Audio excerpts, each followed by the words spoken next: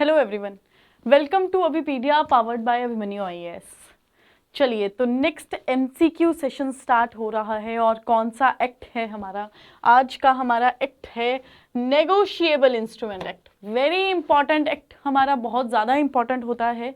ये एक्ट भी हमारा किस में आता है? ये हमारे मेजर जो एग्ज़ाम्स होते हैं, जुडिशरी होता है एग्ज़ाम, एडीएस के एग्ज़ाम्स होते हैं, उसमें भी ये एक्ट आता है। नेगोशिएबल इंस्ट्रूमेंट एक्ट बहुत ही ज़्यादा इंपॉर्टेंट एक्ट है। ठीक है, इसकी हर रोज़ ज़्यादा इंपॉर्टेंट जजमेंट्स भी आती रहती हैं, तो बहुत ज़्यादा इंपॉर्टेंट एक्ट है हमारा। तो आज इस एक्ट के एमसीक्यूज़ के बारे में हम पढ़ने वाले हैं कि कौन से एमसीक्यूज़ है जो हमें समझने पड़ेंगे, जो प्रोविजंस है, जो बातें हैं जो नेगोशिएबल इंस्ट्रूमेंट एक्ट की, वो हमें समझनी पड़ेंगी। तो चलिए, I hope I am audible and visible. आप लोगों को अच्छे से सुन रहा होगा, दिख रहा होगा।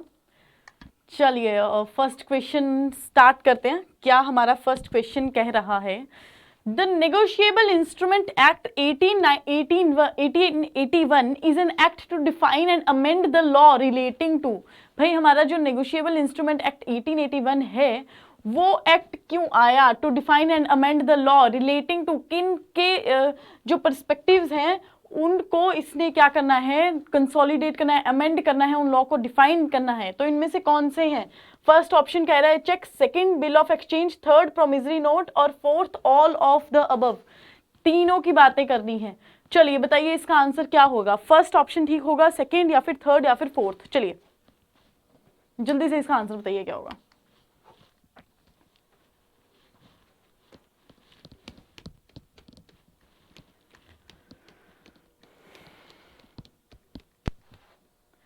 तो ये जो क्वेश्चन है, इसका आंसर करेक्ट क्या बन जाता है? All of the above. कि भाई चेक्स के बारे में भी ये एक्ट बात करता है, बिल ऑफ एक्सचेंज के भी बारे में बात करता है, और प्रोमिसरी नोट्स के भी बारे में नेगोशिएबल इंस्ट्रूमेंट एक्ट जो है हमारा, वो बात करता है। तो इसका करेक्ट ऑप्शन क्या आ जाएगा? इसका करेक्ट ऑप्शन आ जाएगा ऑल ऑफ द अबव। ठीक है जी। चलिए नेक्स्ट क्वेश्चन की तरफ बढ़ते हैं। नेक्स्ट क्वेश्चन हमारा क्या कह रहा है? हमारा नेक्स्ट क्वेश्चन कह रहा है when did the negotiable instrument act come into the force? कब हमारा नेगोशिएबल इंस्ट्रूमेंट एक्ट जो है वो इन्फोर्समेंट में आया है? Is it first April 1882? Is it first March 1936? Is it first May 1989? और इज इट फर्स्ट मार्च 1882? चलिए जल्दी से इसका आंसर बताइए, इसका आंसर क्या होगा? चलिए, ए बी सी डी चारों ऑप्शंस में से कौन सा ऑप्शन है जो इसका करेक्ट ऑप्शन होगा? चलिए बताइए।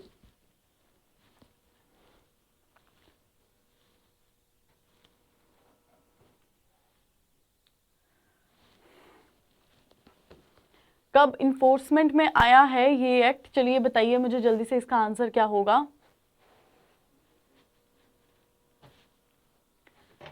इसका डी ऑप्शन जो है वो करेक्ट हो जाएगा। फर्स्ट मार्च 1882 को हमारा नेगोशिएबल इंस्ट्रूमेंट एक्ट 1881 क्या हुआ है? इन्फोर्समेंट में आया है, इन्फोर्स हुआ है।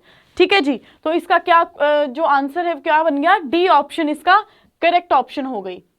चलिए नेक्स्ट क्वेश्चन क्या बात करता है?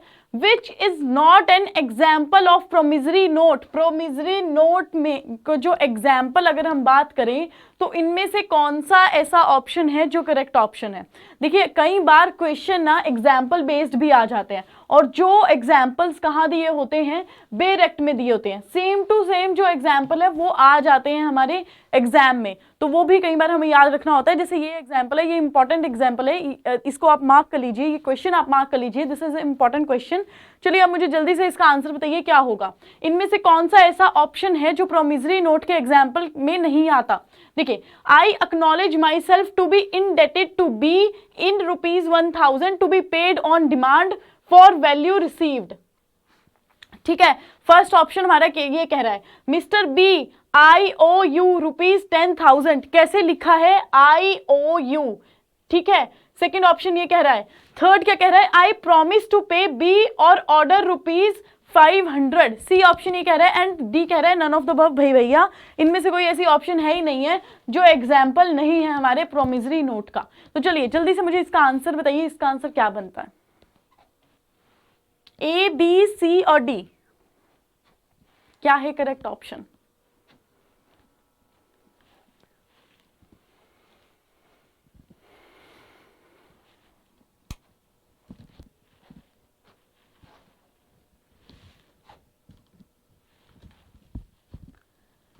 तो इसका जो आंसर है वो कौन सा ऑप्शन करेक्ट बन जाता है? बी ऑप्शन जो है वो होगा इसका answer.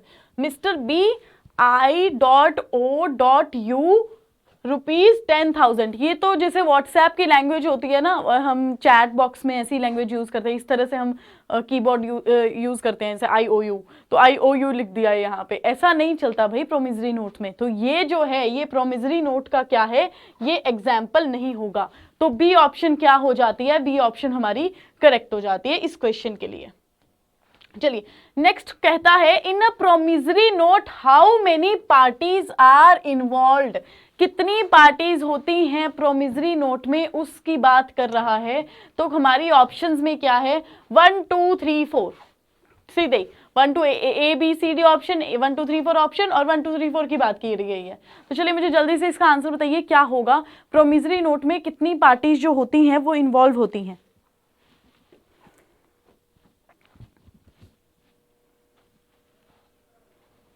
One two three four, चलिए आंसर कीजिए।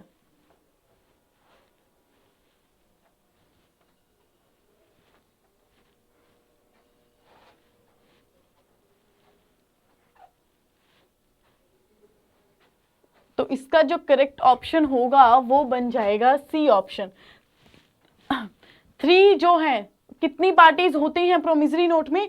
3 पार्टीज होती हैं।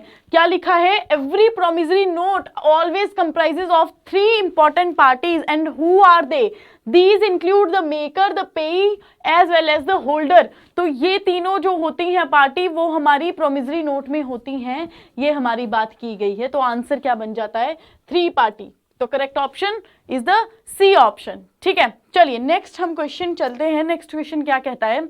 Section 5 of the NI act, negotiable instrument act 1881 का सेक्शन 5 क्या बात करता है? वो बिल ऑफ एक्सचेंज की बात करता है, होल्डर इन ड्यू कोर्स की बात करता है, चेक की बात करता है, या फिर प्रोमिसरी नोट की बात करता है? इन चारों में से कौन सा ऑप्शन है जो करेक्ट ऑप्शन है नेगोशिएबल इंस्ट्रूमेंट एक्ट के लिए? चलिए जल्दी से इसका आंसर कीजिए, क्या होगा? ABCD। चलिए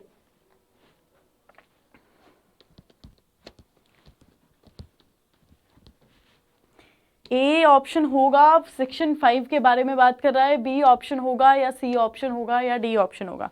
चलिए जल्दी से बताइए क्या ऑप्शन होगा हमारा नेगोशिएबल इंस्ट्रूमेंट एक्ट का।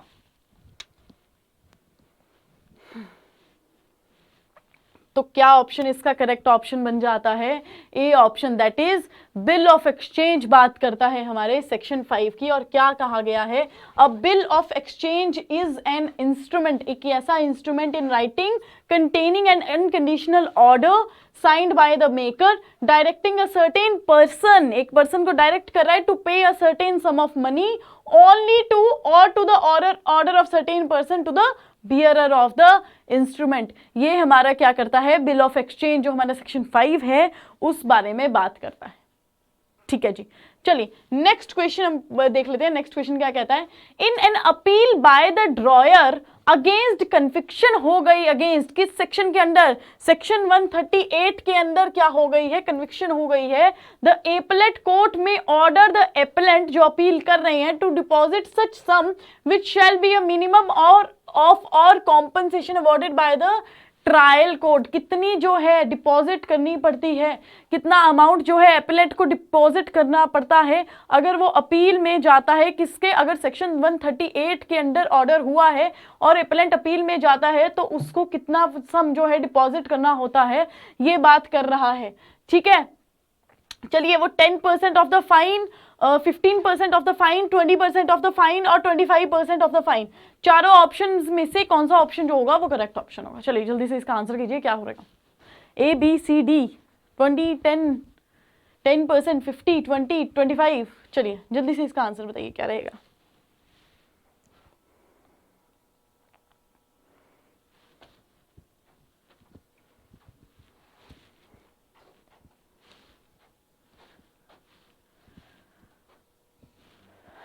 तो इसका क्या आंसर बन जाता है? इसका आंसर बन जाता है सी ऑप्शन, मिनिमम 20% फाइन का तो देना पड़ता है।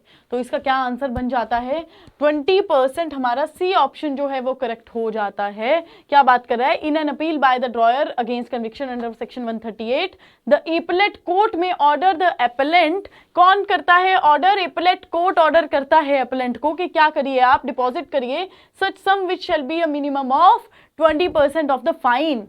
ठीक है जी, ये हमारा बात करता है हमारा जो क्वेश्चन है उसका आंसर हमारा कितना बन गया 20% बन गया।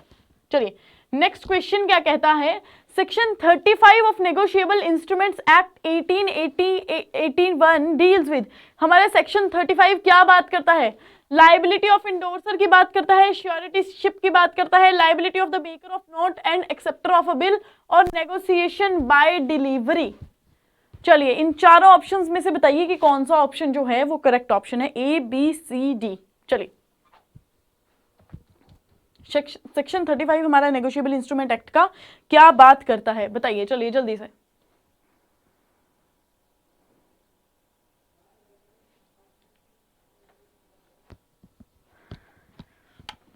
ए बी सी डी क्या कहता है हमारा सेक्शन 35 नेगोशिएबल इंस्ट्रूमेंट एक्ट का। Easy question, section based question है, चलिए बताइए। तो क्या आंसर आ गया हमारा, लाइबिलिटी ऑफ इंडोर्सर की बात करता है सेक्शन 35।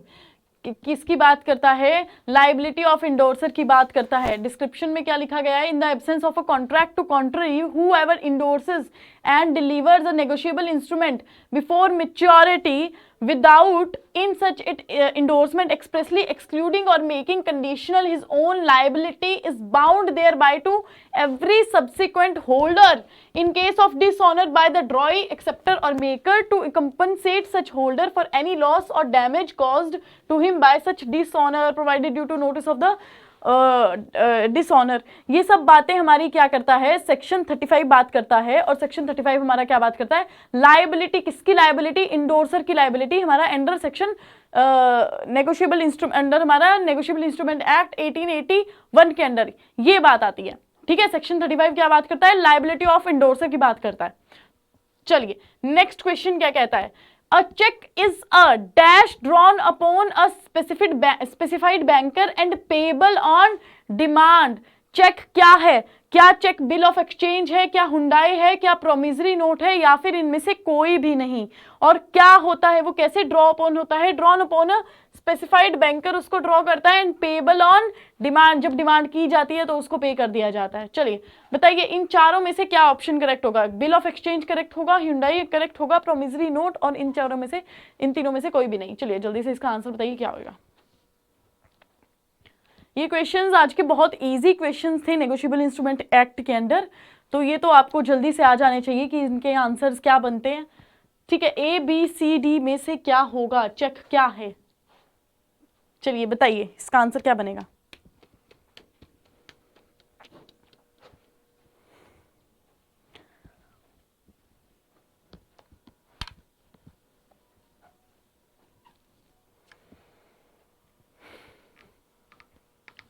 तो इसका जो आंसर है वो क्या बन जाता है, a cheque is a bill of exchange. क्या है, बिल ऑफ एक्सचेंज है जो drawn upon by the specified banker और it is payable on demand. तो इसका क्या, इस क्वेश्चन का कौन सा आंसर, जो कौन सा ऑप्शन है वो करेक्ट हो गया है, bill of exchange. That is option A is the correct option for this question. ठीक है जी, तो ये इसका क्या हो गया, आंसर करेक्ट हो गया। चलिए नेक्स्ट क्वेश्चन क्या है हमारा, a holder in due course is a person. अब होल्डर इन ड्यू कोर्स की बात की गई है, कौन सा पर्सन है, who becomes the possessor of the instrument.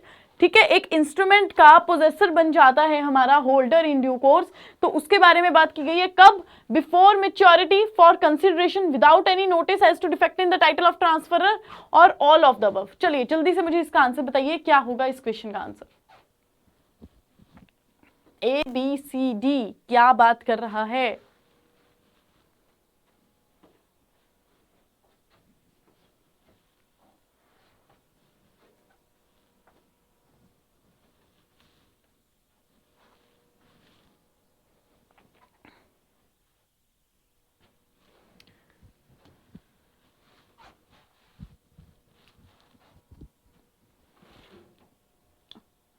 Sorry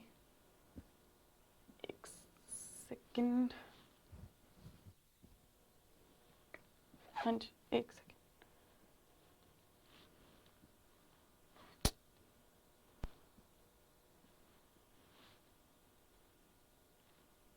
चलिए बताइए क्या होगा इस क्वेश्चन का आंसर।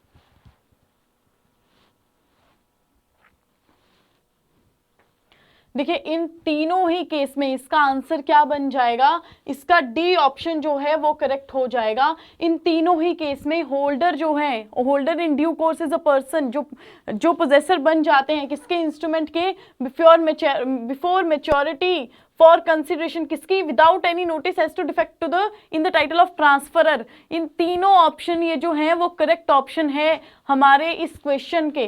तो क्या आंसर बन जाता है हमारा, ऑप्शन डी जो है वो हमारी करेक्ट आंसर है। ठीक है, तो क्या इस क्वेश्चन का क्या आंसर है, ऑल ऑफ द अबव, तीनों ऑप्शन जो है हमारी करेक्ट ऑप्शन है।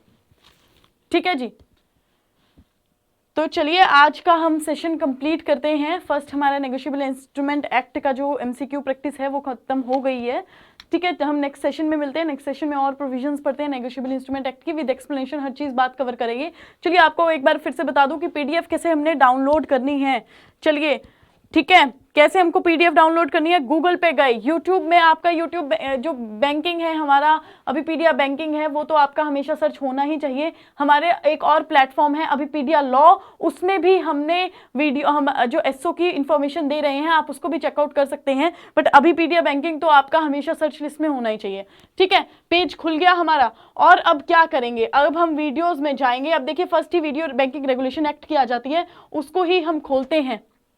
जब इस एक्ट को हम खोलेंगे तो हम क्या करेंगे, डिस्क्रिप्शन बॉक्स में जाकर हम क्या करेंगे, हम click here to register for PDF. PDF के लिए सीधे से जो फर्स्ट लिंक है, फर्स्ट लिंक को हमने क्या करना है, रजिस्टर कर देना है। अब क्या होगा, जिन लोगों ने रजिस्टर नहीं किया होगा उनके लिए click here to avail for 100% discount आ जाएगा। 100% डिस्काउंट करो क्लिक, इस पेज में आओ। ठीक है, आपको क्या दिख रहा है, ये देखिए अपकमिंग वीडियोस के बारे में पूरा पता चल गया है कब आएंगी। अब देखिए आपको यहाँ पे आपको मिसलिनियस ये सब वीडियोस के बारे में पता चल रहा है। और प्रोफेशनल लीगल नॉलेज पे जब आप क्लिक करेंगे तो हमारी ये सारी की सारी वीडियोस आ जाती हैं। और देखिए अब बैंकिंग रेगुलेशन एक्ट की ही अगर आपने करनी थी तो हम यहाँ पे क्या करेंगे, वॉच रिकॉर्डिंग करेंगे, जाके इस पर क्या करेंगे, हम क्लिक करेंगे। यहाँ पे आपको क्या मिल जाएगा, यहाँ पे आपको हमारी रिकॉर्डिंग भी मिल जाएगी और आपको क्या मिल जाएगा, हमारा पीडीएफ एंड डॉक्यूमेंट्स में मिल जाएंगे। पीडीएफ एंड डॉक्यूमेंट में आपने सीधे क्लिक किया, एक ही प्लेटफॉर्म में आपको सब कुछ दिख गया और यहाँ पे आपकी पीडीएफ डाउनलोड हो गई। भाई कोई दिक्कत की बात ही नहीं है, बहुत इजी स्टेप्स हैं, आपको यही फॉलो करने हैं और रजिस्टर कर देना है पीडीएफ के लिए। ठीक है जी, तो आई होप आपको ये सेशन अच्छा लग रहा होगा। ये जो हमारे एमसीक्यू वार्म अप चला है आपके लिए ही चला है। ठीक है, एग्जाम हमको क्लियर करना है। तो चलिए आज का लेक्चर इधर ही कंप्लीट करते हैं, नेक्स्ट सेशन में मिलते हैं हम। Thank you so much.